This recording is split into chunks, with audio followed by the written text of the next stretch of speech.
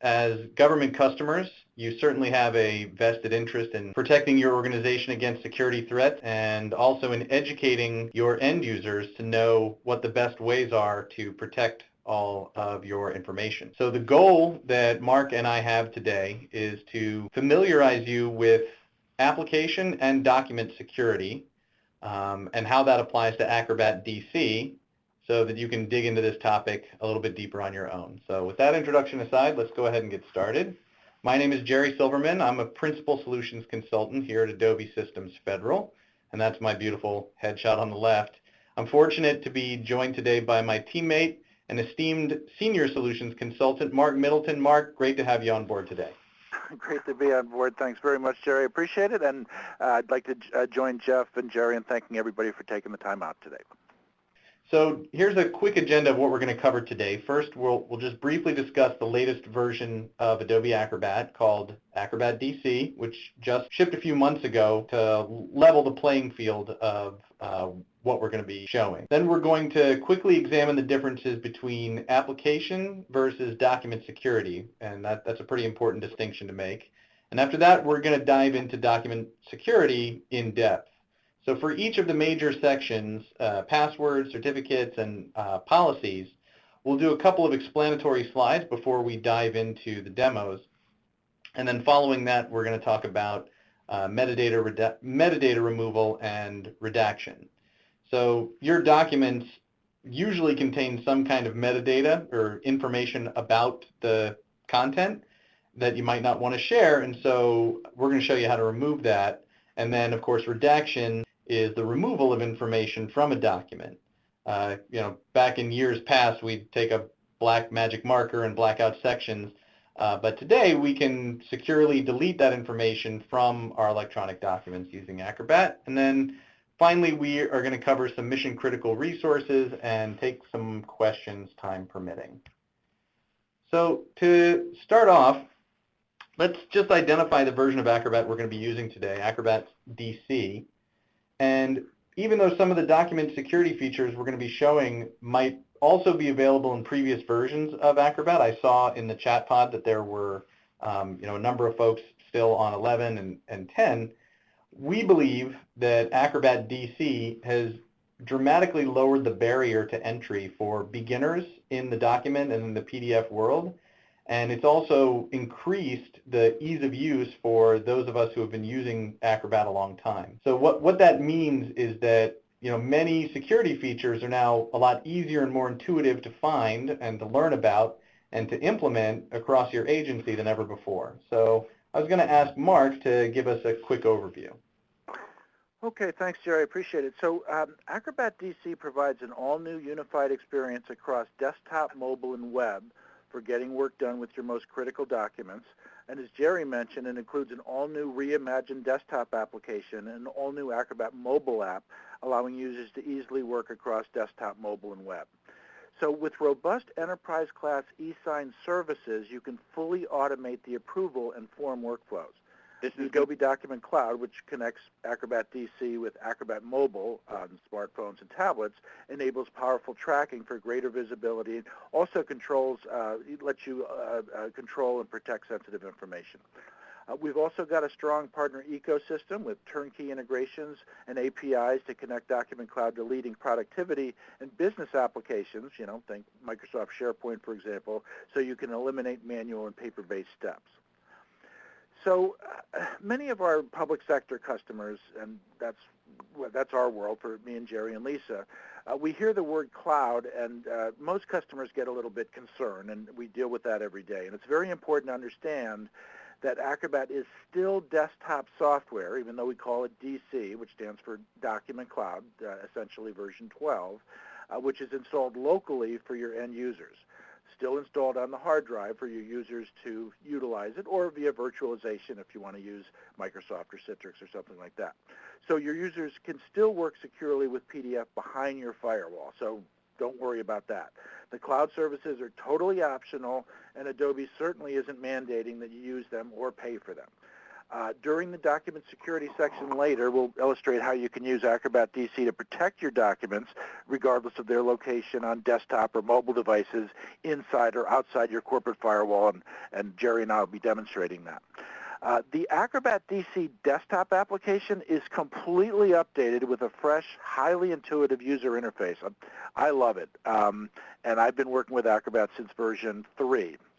It's designed to work well on the latest touch-enabled devices like Microsoft Surface tablets. I've got a Lenovo touchscreen, so it's touchscreen enabled, and it'll work fine on mobile devices also.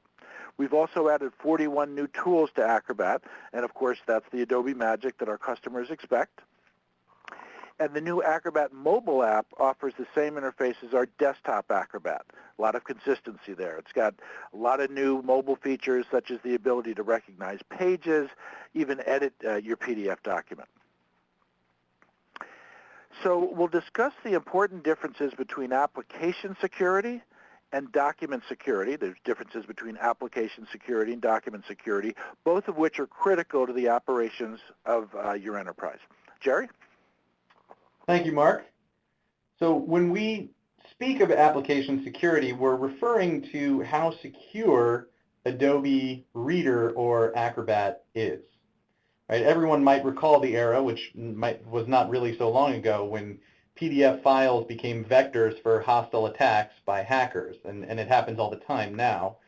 So to prevent these hacking attempts, Adobe introduced a number of features which mitigate risk. So for example, we introduced protections against malicious code that might leverage PDF to format or write to or read from a user's file system. So while the responsibility to provide a secure application for PDFs to be used falls upon Adobe, it's the responsibility of anybody who's using PDF documents to think about and consider the security of the contents of the documents themselves, as well as who's going to access those documents. And that's what we refer to as document security. So for a comprehensive overview of these concepts, we've actually got a great overview of the comparison between application security and document security, which we're going to provide again later in the resources. So just to dive a little bit deeper into application security, we're going to discuss the task of keeping your organization safe. So prior to Acrobat 10 back in 2011, Adobe needed to issue pretty frequently what's called out-of-band or out-of-cycle security updates for Acrobat and Reader, which made installing and updating Acrobat and Reader very challenging for many of our enterprise customers. But then after 2011, we implemented something called protected mode, which has actually been very successful in helping enterprises combat security threats. So for those unfamiliar, protected mode is often called sandboxing, and it prevents the installation of malware or the monitoring of keystrokes remotely. And since we introduced protected mode, we have not had to issue a single 0-day out-of-cycle patch for Acrobat or Reader, which means that Adobe is not aware of any attacks exploiting those products in the wild that forced a response from us. And that's an impressive feat considering all of the history. But of course, we're continuing the security enhancements in Acrobat 11 and then also Acrobat DC with a bunch of other features such as enhanced protected mode. And that was available in Reader 11. It's also available in Reader DC. And so this is all about data theft prevention. And what it does is extend the sandbox to restrict any activities that are read-only, and that helps to protect against attackers who are trying to read the content on a user's computer. And protected view is also going to help against things like screen scraping attacks, and it works both in the standalone product and in the browser plugin. So then there's something called ASLR, which is address space layout randomization. And that makes the address space layout unpredictable to an attacker, and which makes our software more secure. So the ASLR is actually a feature of Windows 7 and Windows 8. And when it's enabled in the operating system, and correspondingly so in Reader and Acrobat, any and all DLLs that are loaded by Reader or Acrobat, including older legacy DLLs, are randomized. So we also have a JavaScript whitelist framework, which allows IT administrators to selectively enable JavaScript for specific PDF files or specific sites or hosts or documents that have been signed using a trusted certificate in Windows and Mac OS X environments. The privileged location feature in Adobe Reader is also going to allow you to grant trust based on WinOS security zones and certified documents, or by adding specific files, folders, or hosts. So you can enable JavaScript into your trusted workflows. And then finally, Acrobat and Reader have supported for a while now something called elliptic curve cryptography for digital signatures in the area of content security.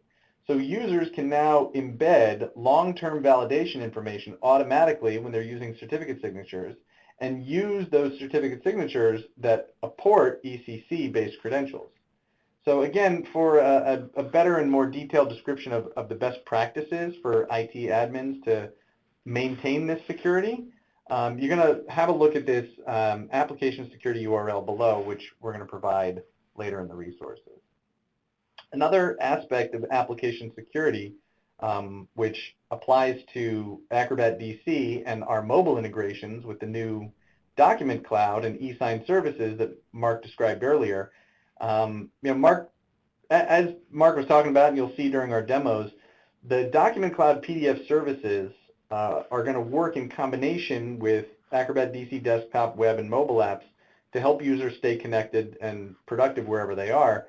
So what these services do, they allow you to create, combine, edit, export, and organize PDFs from anywhere, and then you can send, track, and confirm delivery of those documents electronically in real time. And our e-sign services compose a SaaS-based electronic signature, or e-sign, solution, formerly known as EchoSign. And so these services are going to allow you to flexibly manage the document signature process for any document type, well, virtually any document type, based on your organization's specific requirements, which is going to make the whole signature and approval process faster, more economical, more secure than paper-based signatures. So our Document Cloud is designed and certified to meet a number of compliance regimes for various industry sectors. Because the threat landscape just continues to evolve, it's increasingly challenging, and we certify that customers can rely on Document Cloud to stay ahead of many of those threats. So the data centers and facilities that are hosting the Document Cloud services are compliant with a number of different security certifications, including the ones that you see here: PCI DSS, HIPAA, the US-EU Safe Harbor Framework, ISO 27001, and SOC 2 Type 2. The Document Cloud business processes that use e-sign services are also compliant with HIPAA and PCI version 3 used by the payment card industry. So we have assembled some excellent white papers for security-focused IT personnel to read about the hosting services architecture behind the Document Cloud PDF and e-sign services. And so those are available below and also at the end of our webinar. So now that we have covered application security, Mark, I wanted to ask you to help us understand document, or what we call content security. Sure. So sharing documents involves exchanging sensitive information inside and outside of your firewall. If you don't use the right processes, you can run into a number of problems, obviously.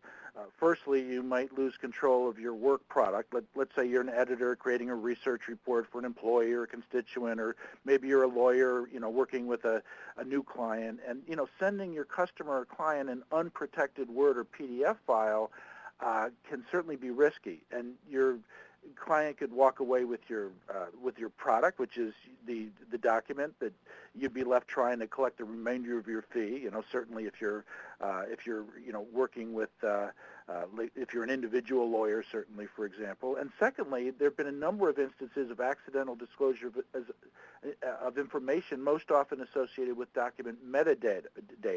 Metadata is information about a file. You could unknowingly breach confidentiality or share information which really should not be shared.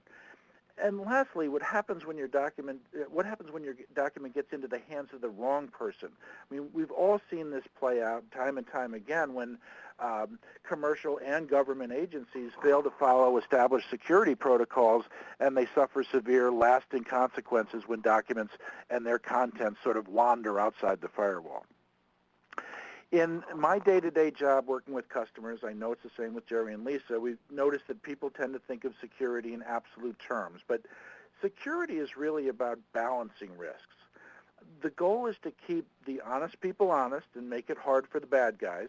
If you make it too hard for people, they won't even bother opening your document. Once somebody has a file open on their screen, and I've seen this before, they can, for example, on a laptop, you can just sort of put it on a copy machine and actually take a copy of that. It's not impossible for people to get your stuff. You can also take repeated screen captures or take digital pictures of a monitor, but it's very time-consuming and labor-intensive to reconstruct an entire document that way. The only alternative is, of course, not to give the document out at all, which is not usually a viable option. So Acrobat DC offers a variety of features to make sharing documents more secure. Firstly, Acrobat offers document features which encrypt document content and access. Passwords, for example, to open a document. Certificates will cover that to ensure that only the right person can open a document. Also, digital rights management, which offers server-based tools for managing security. Adobe's server offering in this category is called Adobe Experience Manager, or AEM Document Services, formerly known as Lifecycle DRM, or Digital Rights Management, if you're familiar with that. And secondly, Acrobat offers tools to make sharing content with documents more secure. Acrobat can remove metadata, that's information about a file, as I mentioned, that may not normally be visible, such as document properties, title, author, keyword. Acrobat can also remove sensitive information using redaction tools. I'll show you that. So let's get to our first topic, password security. So using password security, we're going to answer these three questions. Number one, how do I prevent somebody from copying text from a document?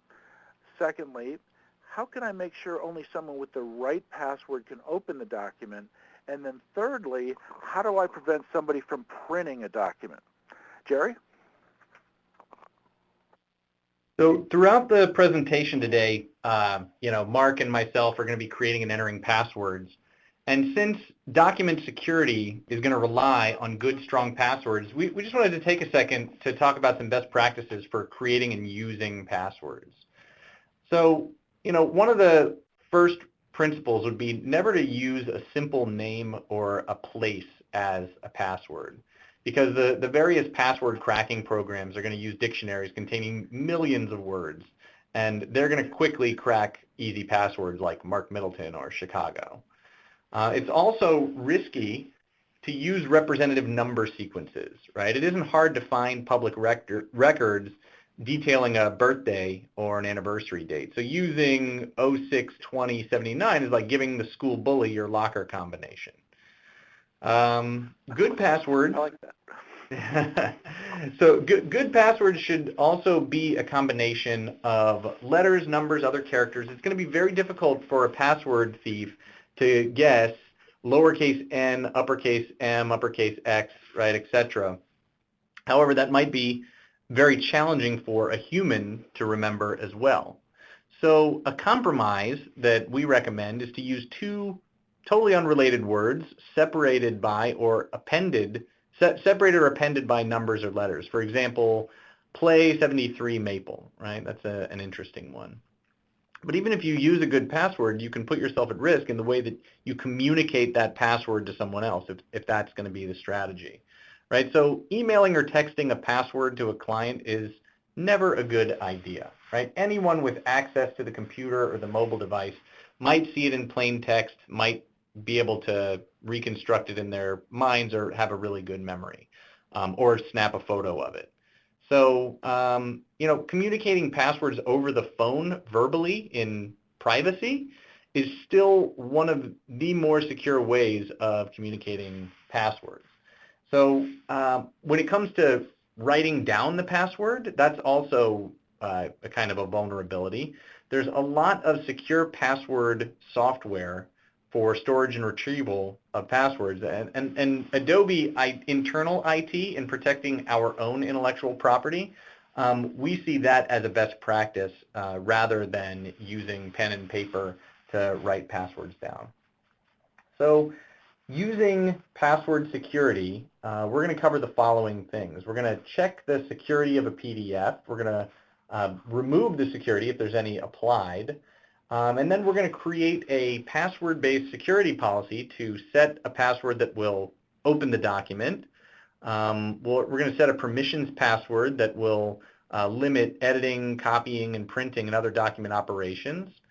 We're going to send several files securely using what's called a security envelope. And then time permitting, we're going to change security settings using something called the Action Wizard, which helps you automate processes inside of Acrobat. So Mark, why don't we go ahead and switch screens here. I'll stop sharing and give the screen over to you to show us our demo. Okay, great. So let's start out with kind of finding out when you do get a PDF document, how do you know whether it's secure or not? So I'll quickly show that. So if I open this fraud prevention guide, which is not secured, you'll see it'll open up, and this is the new interface for Acrobat DC, new version of Acrobat that shipped back on April 7th. All I need to do is go over to File. You can go down to Properties. If you're an Acrobat user and you haven't been to the Properties area, that's definitely something. It's a dialog box full of a lot of great information. It's definitely your friend. So you notice there's a number of tabs under Document Properties. The one we care about is Security, which is the second one. And you'll notice under Document Restriction Summary that everything is allowed here. So obviously this document has not been secured. So let's kind of take a look at what it looks like if a document is secured, and then I'll get into actually applying the security. So you notice that I've got a fraud, I don't know why I can't say this today, Fraud Prevention Guide secured. If I open this up, it looks the same as the unsecured one, but if I go File and Properties, under Security, you'll notice that we don't have allowed on everything. Printing is allowed, but changing the document isn't allowed. We can't reassemble it. We can't add and delete pages, for example. We will allow commenting and so on and so forth. And I'll show you how you can granularly add specific security settings to a document. So I'll close that. And let's open up that first one again, which is the one that is not secured. It hasn't been secured yet. And just quickly, I'll show you a couple things that you can do with documents that is some good reasons why you do want to secure it. Anybody with Acrobat, with an unsecured document, you could just click on the Edit button here, and they could change a number, let's say, 1,000 to 10,000, or they could change 1% to 5%, and they can certainly change any of the verbiage in here if they want to. And then they just save it, they send it off, and you may not realize when it comes back to you that somebody's made a change to that document. So very, very important that you secure it so people can't do that. And the way to do that is under the Protection tab, and you'll see that the fourth tool that I have down here is Protect. Just click on Protect, and you'll notice that we get some tools up here on the top of the screen. And you'll notice that with Acrobat DC is that we've we've nicely laid out tools for you so that you can get to them very easily. The first security option I'll show you is Restrict Editing, because it's one-button security and it's very, very simple to do. So you would just click on Restrict Editing. You'd give it a password. Actually, I'm going to save this because I don't want to password protect my original here. So let me save this off. And I'm going to put everything to my output file today. And I'll just save this. Now I'll click on Restrict Editing, put in a password. I always put Adobe lowercase, and you can see that the password strength meter doesn't really go past the red there, but I'm just showing you as a demo, as as Jerry said, there are best practices for passwords. And notice that it will tell you that security settings will not be applied to the document until you save the document. So if you decide right now to go File, Send File, Attach to Email, or Send and Track, you're sending an unprotected document. So you do have to save that. So you could either do a file save, or you could do a save as, for example, and maybe call it, I've got this secured, and I'll just save that. And now it is a secured file. So now if I try to edit the document, you can see that I would have to know the password, which happens to be Adobe in this case, to be able to edit it. If I tried, for example, to export this to Word, and I think most of you Acrobat users know that export is getting better and better. It's certainly quite improved in DC version 12 and version 11. If I want to convert this over to, let's say, a Microsoft Word document, put it on my desktop, I'm not going to be able to do that because I have password protected it. So really, very quickly, with just one click of a button, it's very, very simple for you to go and you can password protect a document. This is already protected, so let me open up the unprotected one. And let's go a little bit deeper than just using the one-click restrict editing, because maybe we want to force somebody to enter a password to be able to access the document. So for that, we need to go under Encrypt here. We can encrypt with a certificate. Jerry's actually going to show you that. I'm going to encrypt with a password, or you can force a password to open here if you want to. I'm going to encrypt this with a password, and if I do that, then I'm able not only to require a password to open the document, but here I can also do the restrict editing, as I mentioned, very granularly in terms of what users can and can't do with my document. So I'll create an open document. That's going to be Adobe. And I'm going to create a permissions password. That's the password that somebody would need to know to, for example, remove the security from a document. And I'll show you how to do that in just a minute. That'll be Adobe 1. And so somebody is going to have to, when they double-click on the PDF or they try to download it from a website, they're going to need to enter their password to be able to open that. And for restrict editing, I'm only going to allow low-resolution printing that is very hard to OCR, for example. I'm not going to allow any changes, but maybe I'll allow people to comment on the form. I could enable or disable copying text and images. I will disable that, so I'll leave it unchecked. And I think it's a nice practice to enable access for the visually impaired to support their screen readers so the document can be read to them since they can't actually see the screen. And compatibility by default is Acrobat 7 or later, so anybody with Reader 7 can open this. If you need a prior version, you would select that.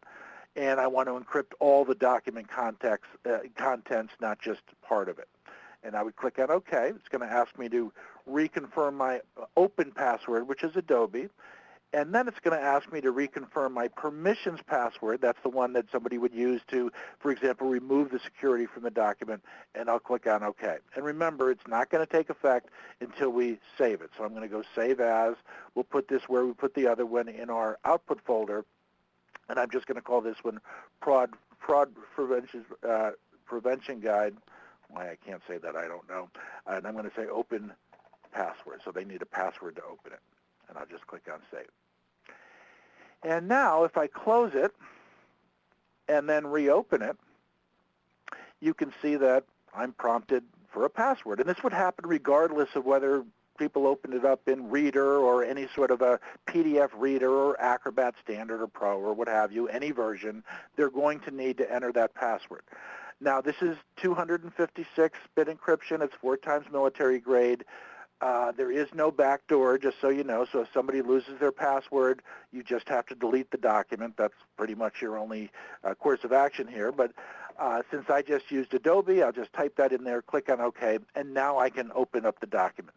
And remember, we also added a lot of security within the document. So you notice that copy-paste is no longer available. Again, if I tried to edit the document, I wouldn't be able to, but it will support a screen reader. So I do have the ability to do that.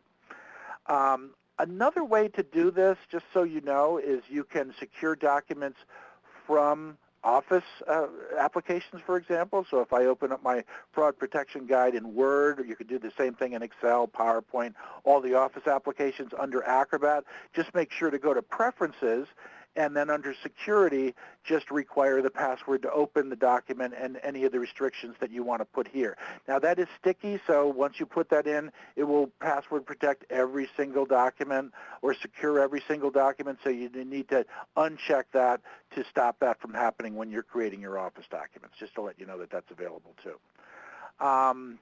And then also we have something known as an action. You can create an action, which will also give you one-button security for the options that you want. So actions are right over here, and I'll open up that document again. Make sure I'm opening up the right one. Got so many here. And you'll notice that I've got something known as actions right down here. It's the action wizard, and I want to create a new action. And on this one, I want to go to my protection tab. I want to encrypt the document. I'll put that over here. I could either prompt the user for this, but in this action, I actually want to create these settings myself. I want password security. And again, this is where I would put, my Adobe password, my Adobe One password, and then I would go and I would password protect the document. It's going to confirm my passwords, and then I will close that and click on Save, and I'll call it my password security action, and I could give it a description. I'll just save it at this point. Remember, I need to save this, so I will save this to my output file. Overwrite the one that I've got. And now all I need to do is click on my password security action. So every time I want to secure a document, I just click here. It says, great, all you need to do is start here, and we'll do all the rest. I'll click on Start. It's doing everything that I asked it to.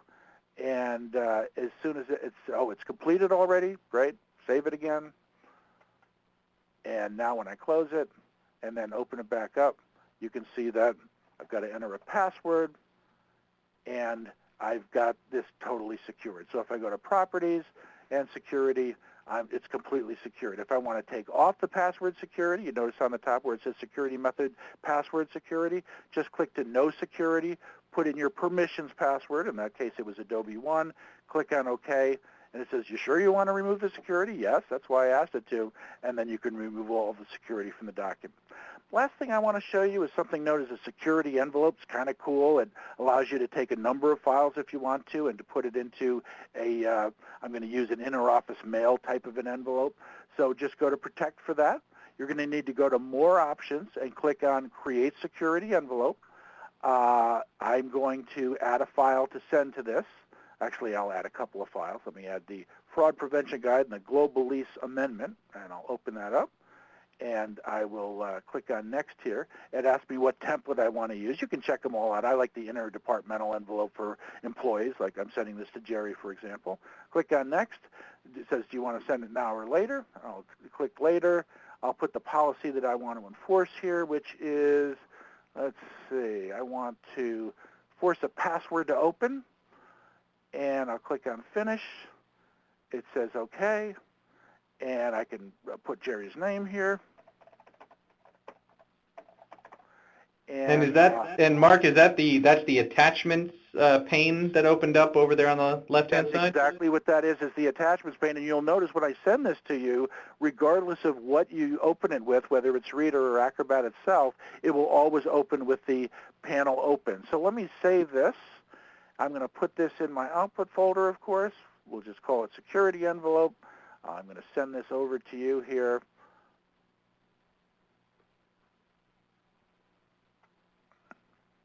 And then as soon as I'm done with that, I will hand it right back over to you. So let me just create a new email. Guess I should have had my Outlook open ahead of time here, but I'll open up my email here, create a new email. I'm going to send this over. It's going to go to you, Jerry. Attach my attachment here.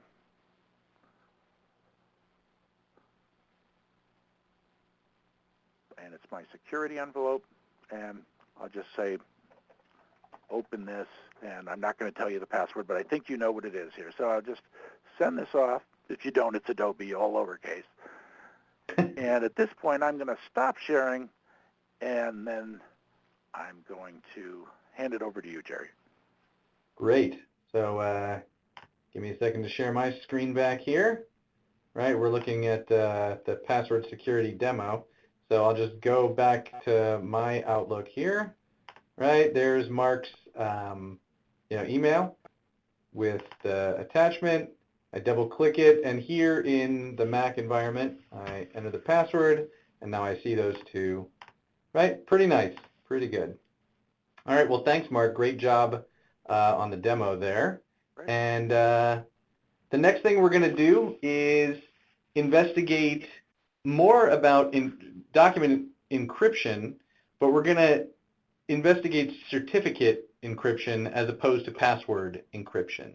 And so these are the questions that we want to try and answer this time around. How do we make sure that only the intended recipient can open a document, right? Because anybody could, right, even though passwords, we went over best practices about how secure the password is and secure transmission of passwords, it's still probably considered the least secure method of transmitting, whereas using a digital certificate, which is based in PKI, or public key infrastructure, that's definitely thought of as an even more secure form of encryption. So that's what we're going to investigate with certificate, and setting the unique usage rights per recipient is also something that is unique to certificate-based security, right? So using certificate security, we're going to show that you can actually make your own digital certificate. If you are, well, we're all government employees. Some of us have government-issued CAC or PIV cards. A digital certificate, on those cards can be used as a certificate for authentication of encryption. We're going to talk about securely exchanging files using these certificates, and that's what's going to allow you and the recipient to view a file, and lets you set the usage rights uniquely for each recipient. So like I mentioned before, the underlying technology used for this portion of the demo is PKI, public key infrastructure. And there are lots of government organizations using PKI tech in their smart card authentication systems like PIV and CAC. So in this example, I actually have a PIV card, or a contractor's pivotal ID, to apply my side of certificate security. But since Mark and Mark doesn't have one of those cards, and he also doesn't have access to the government's internal PKI database, so what we're going to do is exchange our public keys. Mark will exchange his with me, and I'll show how I could exchange mine with his. And so that's going to allow me to encrypt the document so only myself and Mark can see it based on our digital certificate and not based on a password. So let's go ahead. I'm going to run on over to my Windows instance here, and I'm going to use a different document than Mark was using. Let me go to my Doc Security folder here. I'm just going to use this reduce risk PDF. Right, so this looks like confidential types of information, right? Budgetary stuff, and possibly content about a facility that we wouldn't want anyone else to know about. So I'm just going to share this budget between myself and Mark.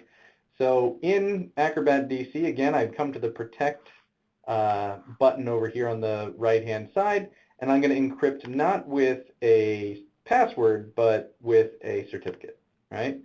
So yes, I'd like to change the security. It's a similar type of dialog box that you get from doing a password, in that it asks you whether or not you want to encrypt all document contents or everything except for the metadata, so that it'll be searchable in SharePoint and other document repositories, or if you only want to encrypt the file attachments. In other words, if you have a security envelope like Mark showed, that document is mainly attachments, right? But you might want the envelope title to show, the time and date and who it's for and who it's to, you might want that not to be encrypted. But in this example, we're just going to encrypt the entire document. And I thought I saw in the chat pod somebody asking about backwards compatibility of security. So the nice part of using the certificate security settings is that it shows you the compatibility of the different types of encryption. And I don't know what did Mark, how did you put it? 4 times military security is 256-bit AES. Right. Yep. Right. So that's pretty much the industry standard, the highest encryption degree that you can put on a digital document, and only Acrobat is able to apply that encryption. There's no other PDF technology that can do that. So when I say next, I get a list of all the different digital IDs that I've looked up in the past of folks whose PKI is stored on the Windows Certificate Store, or if I have a local, my own self-signed certificate that is signed by me and not by any other particular issuer. And this is my PIV card, right? So this was issued by ORC. The PKI certificate lives in the Windows Certificate Store, so that's what I'm going to validate and authenticate against, right? And I've actually got an expiration date here for my certificate. So I'm going to go ahead and say OK. And so because I'm somebody who wants to be able to open and do things with this document, now I can curtail my own permissions here, right? I could restrict myself from printing and editing the document, but I don't want to because I'm the document author, right? So I definitely want to continue to be able to make changes to the document. But for Mark, who's really only, in this example, he'd be a contractor or somebody who I wouldn't necessarily want changing data. He's just going to review it and let me know whether or not it's wrong. So for him, I'm actually going to browse on my system for his certificate, right? Since I don't have now, if I was connected to the, the government certificate store, I'd be able to go in here, right? This is right now looking at Windows Personal. I can look through all the Windows trusted root cert authorities like VeriSign, and all of these, and I could start doing a search on Mark, but unfortunately he's not in any of these that I know of, Mark. But this is a way that you could search for recipients, especially if you're cacked in or pived into your system. You can search for recipients that way. But I'm not going to do that because I happen to know that what Mark did with his digital certificate is he turned it into an FDF file. He exported it. And I'll show you how to do that in just a second. So this is his Exchange file, right? This is just a basic Exchange document format that allows me to, to target Mark and his digital certificate as a recipient of the document. So for Mark, when I go in and I change the permissions, I want to say, Mark, nothing personal, but I just don't want you printing or editing the document. I just want you to add some markup, right? And let me know if you add some comments and markup and stuff, but don't edit the document. Thank you. And so now I'll say next, I'll finish it, and of course I have to now save the document. So I'll go ahead and do a save as. Let's just put that on my desktop right here. There we go. So this one is called Reduce Risk. Now it's secured. So I'll show you the next time when I close this off, and then I want to come back in and open the document. So I've got my government-issued digital ID plugged in via a USB reader to my computer, to my laptop. So when I double-click, it's not going to ask for a password because it knows that that my CAC or my PIV is plugged in. Now, I'm kind of surprised it didn't ask me for my PIN, but it's interesting because usually it will ask for a PIN or something like that. Let's see. Going to do it this time? Yeah, there we go. So I had to close Acrobat, so that's the difference there, is when I close Acrobat, in other words, terminate the session, because I had already entered my PIN before, so it knew it. I'm going to say 07197. Oh, well, I'm not going to tell you my CAC PIN, sorry. But violating my own rules. But I'm going to go ahead and enter that, and now I can open this document. And so what I'm going to do, now that I have this, I'm going to bring it into my document security. right? I'm going to replace the file. And I'm just going to come back to my email really quick, and I am going to attach this very quickly. There we go, right? Reduce risk. That's the one that I just saved. And I'm going to send that over to Mark. And now I'm going to stop sharing so that Mark can show us what happens when he wants to try and open it up and edit it. All right, let me open up my Outlook here and do a quick send and receive. There it is, just popped in, so I'll open it up. It says, please see attached, and let me double click on it here, and I've got to enter a password. So let me open, this is my digital certificate password. I'll click on OK. It'll open up for me, great, and let's see what kind of options I have here. Whoa, it looks pretty secure. So pretty much every single thing that I could possibly try to do with this document, I can't do. The only thing I'm allowed to do is to, if I was visually impaired, to be able to plug in my screen reader and it would read the document to me, but that's it. I'm not allowed to edit the document. Of course, I can't export the document, and I have a very few options here. So, yep, you have pretty much locked it up, and I will hand it back over to you. Great. Well, Mark, I'm going to ask you to take us through very quickly, since we are, coming up on our time, to take us really quickly through digital rights management, and I'll do a quick demo of that. Okay, so we're just going to kind of rush through this a little bit. If you've got additional questions, let us know after the webinar. But DRM is sort of the abbreviation for digital rights management, and what it answers is pretty much three questions. How do I revoke access to a document even after I've sent it, so after it's out of the barn? How can I find out if someone has opened or printed my document? How can I sort of audit what people are doing with my document? And how can I change security settings on a document after the fact, again, after we've sent it all out? So a rights management server is it's service-based software that manages security on documents even after I've sent them out to clients, constituents, partners, employees. So when somebody opens a document, it phones home, sort of has an embedded URL to see what rights it has. It pings the server behind your firewall, and it kind of follows the business rules. Unlike password-protected documents, the password itself doesn't live in the document, and that makes these documents inherently more secure. And because a server controls the security, I can change it, again, after the fact, after it's left the barn. That allows me to revoke a document after it's been sent, even if it's been renamed and forwarded to 1,000 people. Anybody that tries to double-click on that PDF is going to be stuck because, again, it's got to ping a server before it'll open. So you need a server, again, to control documents at this level. Adobe offers AEM Document Services. That was formerly known as Lifecycle Rights Management Server, and it's a flexible rights management solution that's integrated with Acrobat. And only the sponsoring organization needs to buy the rights management server. Anybody with the free Adobe Reader can open a rights management protected document for free. It's just like Reader, consuming documents are absolutely free. So we'll show you how to use Acrobat and AEM Document Services to, first we'll control how you can open a document, show you how to control what you can do with it, how to revoke a document, how to expire a document, how to audit document usage, and also how to change policies after distribution.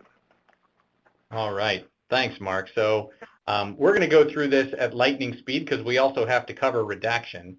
So what I'm going to do, right, this is a product plan, which is obviously confidential. So in order to protect this, I'm not going to use certificate or password security. I'm going to use a third type, which is digital rights management. And so I can change that a number of different ways, right? I can go into my properties and I can say Adobe Lifecycle Rights Management, and that's going to bring up my policies, right? All the different policies that I have. Or I could go in and say Manage Security Policies and choose one of these policies. So I'm connected to Adobe's internal policy server, which has a number of different policies, both for all workers and for our operations staff and also for regular employees, right? So if I wanted to send a PDF out to all employees of Adobe but restrict their capability to change, copy, or print, right? So anybody who's inside of the Adobe LDAP or the corporate directory could receive that PDF but wouldn't be able to make any changes. But what I'm going to do is actually create a new policy so that I can send this directly to Mark. And again, I'm going to use that AEM Document Services policy. So it's actually going to kick me out to my server where I can say, we'll call this secure for Mark. Mark only gets to see this document. And since Mark is part of my Active Directory, I can just put in a few of his credentials and pull him up, right? So the rights management server is part of the, is integrated with the Active Directory. And so while I, the document publisher, can print, modify, and copy, I'm not going to let Mark, unfortunately, do any of those things. Now down here, I can say, this is only going to be valid for today, Mark, so you better not try and open this tomorrow or else you won't be able to. Wow. I'm going to enable auditing so I can see when and how Mark is opening this document. If I allow this document to be viewed offline, and where, let's see, that's in the options over here, right? So in other words, not contacting the digital rights management server, how long can it be offline before it has to ping the server? And then if I'd like to put a watermark so that if Mark tries to take a picture of it and print the picture, it'll have a watermark on it. So that will tell anybody, any of my security officers, hey, this is a pirated document. I only want to use Adobe certified Acrobat and Reader plugins to read this PDF. And I'm going to go ahead and use AES 256-bit again, encrypt all the document contacts, and now I've got secure for Mark as one of my policies. So when I come back to Acrobat, I'll say finish, and you'll see right in there, there's secure for Mark. I can just double click that policy to apply it to the document. And now if I go ahead and do a save as, I'll put it on my desktop. There we go. Oops, I guess the enter key doesn't work. So now it is secured. I'm going to go ahead and close that off. If I go back to my desktop now and I try and open this, so it knows that I am who I say I am, but it's reaching out to our internal rights management server to certify that I am who I say I am. So it'll open for me, notice with the, with that particular watermark. But now if I come back and email that to Mark again, let me just go here, open up right to Mark Middleton and say test this again, hit attach, and this time this was, I believe this was the global product plan. Right, Mark, I'm going to go ahead and stop screen sharing, hand it over to you. Great, and I'll head over to my Outlook here. And let's see, let's do a quick send receive here. There it is. Double click on it, open it up, and there it is. Right. So that's because it was finding, right, oh, you know what, I sent you the wrong one. But what that would originally do, if that would ask for Mark's LDAP credentials. I sent you the wrong PDF. So if you give me back my screen for a second. So yeah, I didn't pray appropriately to the demo gods, Mark, to do that the right way. I know. I haven't paid my. You should know that by now, my goodness. I haven't paid feasance to the demo god. But what Mark would see is a dialogue like this, and then he would have to fill in his LDAP credentials in order to see the document, right? Since our Active Directory and LDAP are integrated with that solution. Now, if I come back to my home here and I look at the documents that have had that policy applied, right? I'm going to focus on date published. So there's that document. So I can go and view all of the events that have been associated. So I secured that document, I modified it, closed it, viewed it, closed it again. So if I want to go into that document one more time, I can do what's called revoking the document. And let's just grab that document. I'm going to say revoke.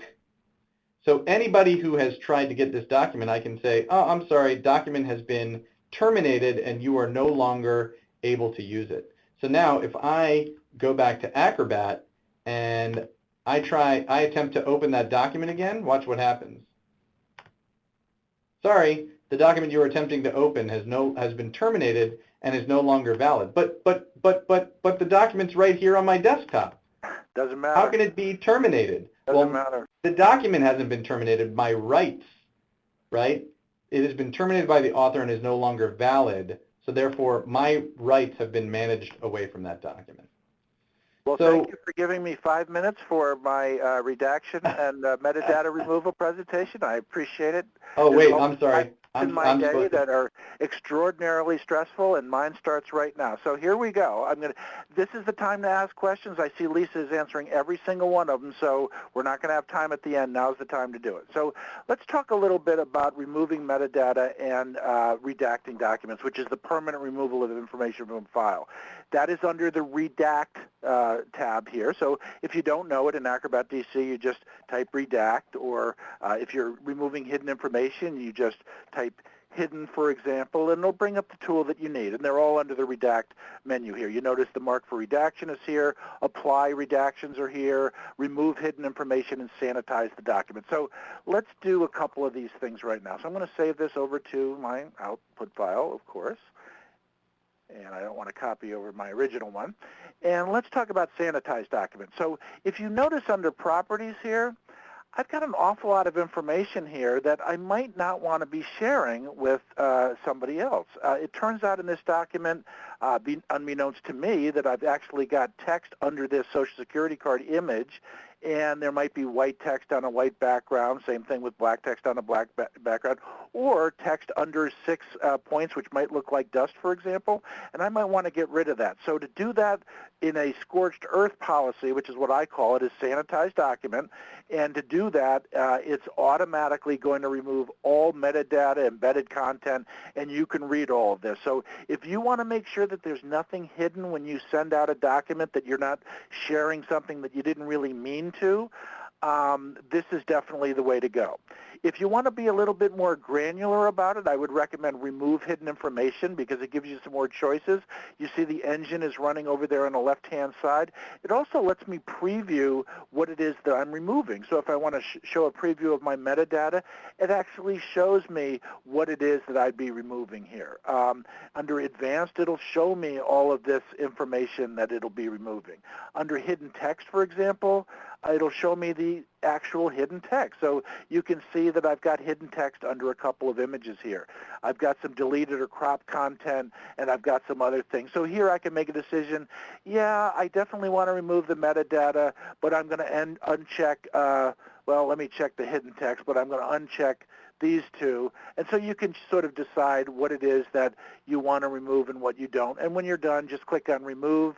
It'll go, once you do this, it's going to remove also digital signatures and any sort of reader extensions. I'll click on OK. It'll remove just what I wanted to, and then I can go and save the document. If I go and save this at this point, and I'll save it in the same place, save it right over the original, you'll notice if I go to File, Properties, remember I had all that metadata. Under additional metadata, I had all that. Really gets rid of a lot of things. It's not even telling me when it's created, modified, what application created. The PDF producer really does a lot to be able to remove it, and you can remove even more with sanitized document. And with the last 2 minutes I have now, let me go in and show you redaction, and there's not much I can show you, but I can show you a couple of things. Same idea. You want to click on the redaction tool, and you want to mark for redaction. One thing I need to get across is it's a two-step process. First, you have to mark it for redaction, and then you have to apply your redactions. If you don't apply your redactions, somebody will be able to see the information. If you apply your redactions, it'll actually remove that information from the file. You can look in a text editor, the file actually gets smaller, the information is actually removed from the file. So just to give you an idea how to do that, I could remove, for example, this name, Dave Boslow. And you notice that this is what it's going to look like after I apply my redaction. And then I can also associate a sticky note if I want to that. I'll say PII for personally identifying information. I can do the same thing with an image if I want to, just double click on it. And I could also, if I want to, change the properties. Maybe I want some overlay text on top of it.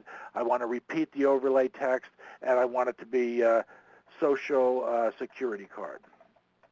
And you can also put in redaction codes for FOIA and Privacy Act. Right, so I'll show that. So now you notice that I've got that. If I instead wanted to put in the redaction code, I would just go back to Properties, and instead of Custom Text Redaction Code, here's my FOIA, and maybe B1A is personally identifying information, I'm not sure.